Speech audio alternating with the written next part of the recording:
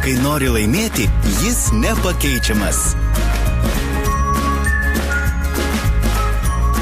Kai ieškai informacijos, jis visada šalia. Ar įsivaizduoji save be jo? Baltikum spartusis internetas. Tikras draugas.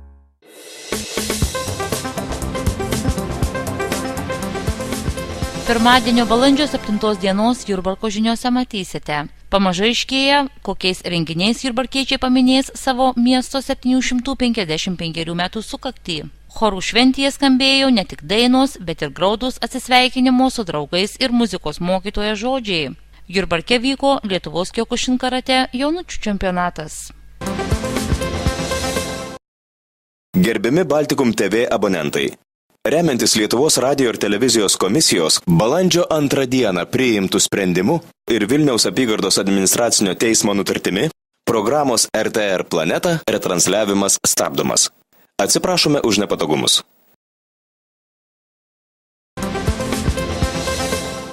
Penktadienį Jurbarko rajono savivaldybėje vyko po mažiau nei pusmečio vyksiančio Jurbarko miesto jubiliejaus 755 metų sukakčiai paminėti skirtų šventinių renginių pristatymas. Visą šventės scenarijų, kurie ir jos įgyvendinimu rūpinasi klaipėdiečiai, uždaroji akcinė bendrovė Renginių centras kartu su Jurbarko rajono savivaldybės kultūros skyriumi ir turizmo ir verslo informacijos centru, kuris yra atsakingas už tarptautinį projektą, kurio metu bus tvarkomas miesto parkas, kuriame ir vyks visi planuojami šventiniai renginiai ir kurio lėšomis didžiąja dalimi bus finansuojama visa šventė. Būsimą šventės scenarijų pristačiusi visos šventės režisierė Kristina Skrebytė trumpai papasakojo, kada ir kurioje vietoje vyks atskiri renginiai. Planuojama, jog šventė vyks 3 dienas – rugpjūčio 15, 16 ir 17 dienomis. Pirmąją dieną šventiniai renginiai turėtų prasidėti 11 val. Vyksinčiomis šventomis mišiomis. Po jų šalia gimnazijos esančiame take pradės šurmuliuoti mugė, o apie 13 val. Miesto gatvėmis žygiuos iškilmingas visų įstaigų, įmonių ir organizacijų paradas. Kartu su pirmąja jubiliejinių renginių diena vyks ir tarptautinis folkloro festivalis Ant vandens. Todėl pasak kultūros skyriaus vedėjos Godos Vilkelienės, ši diena bus skirta daugiau liaudiškai muzikai. Įvairių tautų folkloras šventės dalyvius linksmins iki pat vakaro. 21 val. Jurbarkiečiai ir miesto svečiai bus pakviesti į miuziklą Paryžiaus katedrą. Vakare numatoma folkloro baigiamasis koncertas 17 val. Panašiai lyg planuojama iki 9:21 val. Paskui perėjimas zona bus prie pagrindinės scenos, kur turėtų vyk dabar dėrybų klausimas dar vyksta apie miuziklą Paryžiaus katedrą.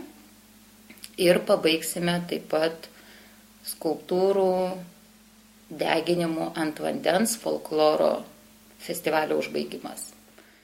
Antroji diena bus pilna įvairiausių parodų, nuo karinės, miškininkų ir ūkininkų technikos, iki tapybos, fotonuotraukų ir net tarptautinės šunų parodos. Šiuo metu dar derimasi ir labai nori atvykti ir surengti kinologai tarptautinę šunų parodą su savo pasirodymais. Zona lygtais irgi planuojama pirmos vidurinės gimnazijos vadinamos stadione. Žemės ūkio technikos paroda, karinės technikos paroda, gal net ir su pasirodymais, kiek bus įmanoma. Mūsų mėgėjų saviveiklininkų pasirodymai vyks iki vakarinės programos. Jaunimo zonoje vyks kažkokie renginiai atsakingi, irgi jaunimui davėm organizuoti, galvoti, kaip įsilieti į mūsų šventę. Vakarinė programa, taip pat koncertinė programa įdomi, su kuo jau yra sudėrėta ir ką jau galim pasakyti, kas koncertuos pas mus. Jurbarke tą dieną šeštadienį tai būtų Hiperbolė, studija, jaunimui gal tokie daugiau liūdni slibinai grupė ir muzikinis projektas ACDC projektai. Dar derinama yra su pelenais. Na, tiesiog stiprios ir aišku, kas jaunimui labai turbūt irgi žavė šeštadienį, jog vyks diskoteka po atviru dangum, putų ir lazerių šou, prasidės 12 valandą. Ir vedantieji, tai žinomi radistai.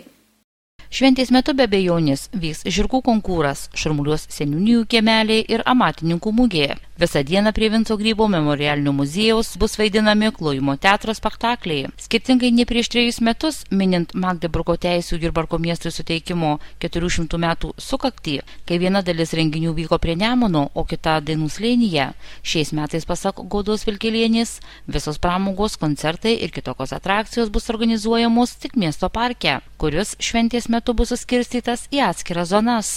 Koncentruojamės tik tai į parką, jog visi žmonės ir nereiktų blaškytis per kelias zonas, tai tiesiog viskas vyks, kadangi turėsim sutvarkytą, tikimės turėti jau sutvarkytą gražų parką ir tikrai didelis jisai ir tikrai užteks visiems vietos pasirodyti ir manau susiskirščius zonom, kad žmonėms būtų koncentruotai viskas vienoje vietoje, tad viskas parke šiemet. Šeštadienį balandžio 5 dieną Jurbarko kultūros centras skleidėsi nuo chorinės muzikos garsų. Čia vyko chorinės muzikos vakaras, o mano širdelėje dainelė skambės, kurį surengė net kelių jurbarkietiškų chorų vadovė Danutė Lapienė.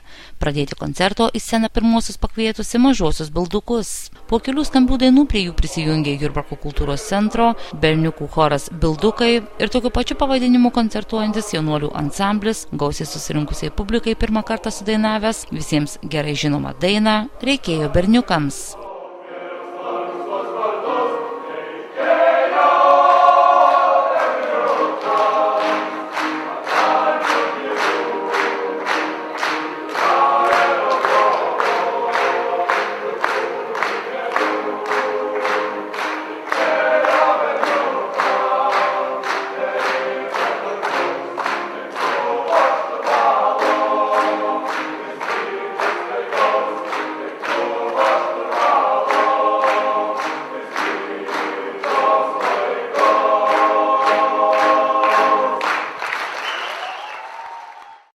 Po šio kūrinio prie gausaus vyriškos kompanijos prisijungęs Jurbarko Antano Giedraičio Giedriaus gimnazijos merginų choras Saulė kartu atliko keletą kūrinių iš šią vasarą Vilniuje vyksiančios dainų šventės repertuaro.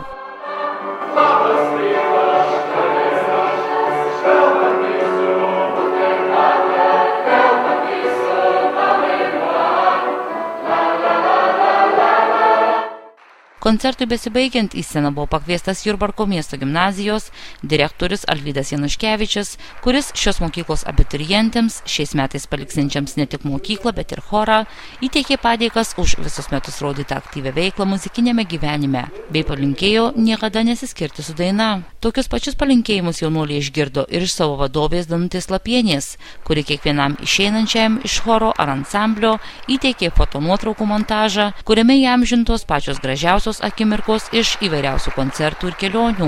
Už šias dovanas vadovė buvo atsidėkota didelė puokštė rožių ir simbolinės marškinėlės, ant kurių puikavosi paprasti, bet labai nuoširdūs žodžiai. Vilkėdama jais choro vadovė, kartu su esamais, buvusiais ir būsimais choristais, atlikta daina priminė, jog mūsų dienos kaip šventė. Ir tiek scenoje, tiek ir nulipusi nuo jos prisipažino, jog jai liūdna skirtis su tais jaunuoliais, su kuriais jai likimas lėmė praleisti ne vieną dešimtmetį. Liūdnos nuotaikos šiandien man yra tikrai, nors manau, kad koncertas pavyko, bet nuotaika yra liūdna. Kaip matėte, didelis būrys palieka mūsų chorus, 12 studentai bus. Tikėkime, kad jie dainuos studentais būdami. O šiaip gera širdį. Gera, kad tiek yra daug gerų jaunų žmonių su tokiu rimtu požiūrį į dainavimą. Juk tai Lietuva dainų kraštas. Puoselėjam tradicijas chorinio dainavimo, kai sakant. Tai aš manau, kad mano vaikai puikiai prisideda prie to. Nors balsingų vaikų mūsų rajone yra išties daug, ką rodo ir kitų įvairių koncertų metu pasirodantis atlikėjai. Visgi gebėti ir galėti dainuoti chore, pasak Danutės Lapienės, nėra taip paprasta. Kad dainuoti chore, reikia turėti daugybę davinių. Reikia turėti visų pirma labai gerą klausą, sveiką balsą ir reikia turėti didžiulius dainavimo įgūdžius. Šitas darbas nėra padaromas per vienus metus, tikrai ne. Tai čia yra visų pirma požiūris į šitą veiklą labai atsakingas ir labai daug reikia turėti įvairiausių gebėjimų, kad galėtum dainuoti daugiabalsiam chore. Tai yra ne vienu balsu, ne dviem, bet, pavyzdžiui, 4, 5 ar 6 balsais, kad galėtum dainuoti. Jaunuolių vokalinį ansamblį šiemet paliko 3 nariai, kurie jame dainavo po 10 ir daugiau metų. Bildukų choras susikūrė 2002 metais. Jo debiutas 2003 metų kovo 11 koncertas. Po 5 metų keletas iš šio choro narių susibūrė į jaunuolių ansamblį, kuris šiuo metu koncertuoja ne tik mūsų kultūros centro scenoje, bet ir yra kviečiamas į įvairius renginius ir šventes ne tik Lietuvoje, bet ir už jos ribų. Danutė Lapienė prisipažino, jog pirmaisiais choro gyvavimo metais dainūrėlių jai teko pačiai ieškoti po mokyklas, o dabar norinčius dainuoti vaikus pas ją tėvai atveda patys. Pačioj pradžioj gal biškai mokyklas eidavo, dabar neinu, mamos tiesiog atveda. Pamato, koncerte kaip dainuoja, patinka, turbūt yra jiem gražu, aišku, ten aš apie kokybę nekalbu, visko būna, nes beveik priimam visus, kiti galbūt ir nelabai ten pataiko iš pradžių padainuoti, bet aš visą laiką laukiu, kol vaikai užaugs, kol jiem viskas gerai išeis ir niekada nenustumi nuo tos veiklos, jeigu tik noro turi. Kaip ir koncerto, taip ir interviu metu, choro vadovai visiems išeinantiems choristams linkėjo niekada nesiskirti su daina. Noriu palinkėti sėkmės, kad jiems egzaminai sektųsi gerai išlaikyti, kad jie pasirinktų teisingą kelią ir kad jie niekada neapleistų dainavimą. Niekada. Nes ypač chore tai yra džiaugsmas, tai yra draugystė, tai yra vienybė ir patys geriausi draugai visada yra čia. Šeštadienį Jurbarko gimnazijos sporto komplekse vykusiame Lietuvos Kiokušin karate jaunučių čempionate dalyvavo daugiau nei 400 Kiokušin karate sporto šakos propaguotojų, kurie kovėsi 2 amžių grupėse. 14-16 metų jaunuoliai pagal svorį suskirstyti į pogrupius tarpusavėje varžėsi ir dėl patekimo į Lietuvos jaunučių rinktinę. Šiandien mes turime Lietuvos Kiokušin karate čempionatą jaunučių amžiaus grupėje nuo 12 iki 14 ir nuo 14 iki 16 amžiaus grupėje. Ir tuo pačiu turime atranką 14-16 amžiaus grupėje. Nugalėtojai užsitikrina savo vietas Europos čempionate ir atstovaus Lietuvą, o prizininkai tampa kandidatais. Vienas iš jų irgi atstovaus Lietuvą. Jurbarke toks čempionatas rengiamas jau nebe pirmą kartą, nes pasak Lietuvos Kiokušin karate federacijos prezidento Vidmanto Poškaičio, Jurbarkas yra ne tik geroje geografinėje padėtyje, bet ir turi tinkamą šiai sporto šakai salę. Jurbarkas iš tikrųjų yra labai tinkama vieta, nes jau tradiciškai gaunasi keletą metų paeiliui mes darome čia čempionatą. Yra labai patogu suvažiuoti, puikiai salė, sportininkai yra patenkinti ir matome rezultatą. Iš šios sporto šakos federacijos prezidento pateiktos dalyvių tokiuose renginiuose statistikos matyti, jog sulig kiekvienais metais Kiokušin karate sporto domisi vis daugiau vaikų ir jaunimo. Vien tai, jog prieš metus vykusiame tokiame pačiame čempionate dalyvavo tik 150, o šiais metais 400 vaikų, rodo, jog ši sporto šaka Lietuvoje sparčiai populiarėja. Norėtųsi ir manau, kad taip yra iš tikrųjų, net prie tokios minties nesinorėtų priprasti, nes žmonės dirba ir kurie sportuoja, veda treniruotės. Mes klubuose matome pagausėjimą šiokį tokio, o šios varžybos vienos iš gausiausių, kiek mes turime Lietuvoje, dalyvauja virš 400 sportininkų. Iš garbingo svečio buvo smagu išgirsti, jog ne tik Jurbarko sporto klubas Komite, bet ir jo treneriai bei auklėtiniai yra gerai žinomi visoje šalyje, o jų aukšti pasiekimai sulaukia atitinkamų vertinimų ir federacijoje.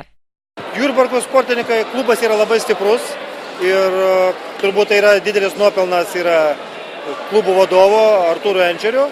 Mes turime rinktinėse, visose rinktinėse, pradedant jaunučiais, jauniais, jaunimo, suaugusių Jurbarko atstovo, taip kad manau, tokiam mažam miestui tai yra didelis sportinis aktyvumas ir didelis klubas yra labai gerai.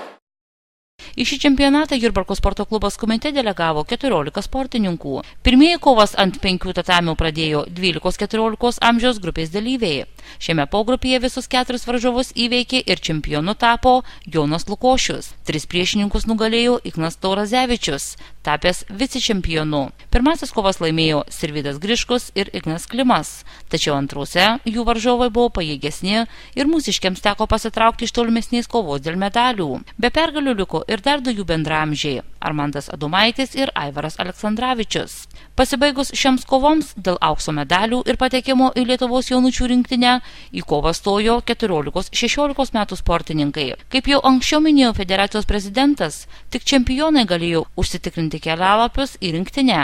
Deja, bet jurbarkiečiams to padaryti nepavyko. Tačiau nežiūrint to, Šiame čempionate buvo iškovoti 2 sidabro ir 2 bronzos apdovanojimai. Vilius Šaltys svorio kategorijoje iki 65 kg tarp 28 dalyvių tapo vicečempionu. Antrą sidabro medalį iškovojo Edvinas Sutkus, iki finalo įveikęs 3 varžovus. Bronzinius apdovanojimus iškovojo Žygimantas Globys ir Jovydas Griškus. Jurbarkiečiai Salvijus Lenktaitis, Marius Lukšys, Kasparas Jonaitis ir Augustinas Juška jau pirmajame rate pasitraukė iš tolimesnių kovų. Šiems varžybams teisėjavo ir Rūta Dobilaitė. Galutinis jurbarkiečių rezultatas – 1 aukso, 3 sidabro ir 2 bronzos medaliai.